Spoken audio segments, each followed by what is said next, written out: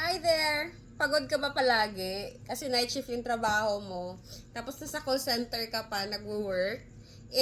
Nakakatulog ka nga naman. Pero, alam mo yung pagod ka pa din, super drained pa din, irritable ka. Tapos eto pa napansin mo, medyo, alam mo yung sakitin ka. Kasi, may umachilan dun sa kabila, feel mo, mahawaan ka. And yes, nagkatotoo nga. Kasi nga, mahina na yung resistensya mo, mahina na yung immune system mo. Alam mo ba, magkatulad pala tayo noon. Good thing talaga nakilala ko tong Fernie na to.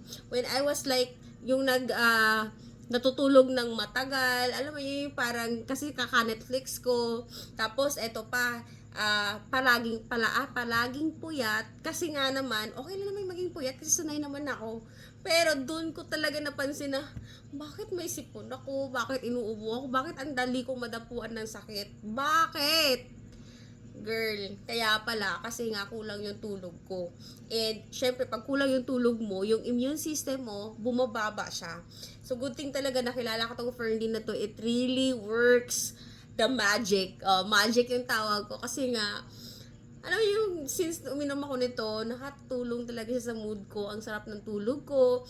And eto pa, syempre hindi tayo sakitin kasi hindi pwede magkasakit no, lalo na tayo ay tinatawag na strong, independent woman. Char!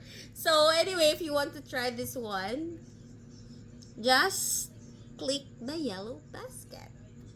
Bye!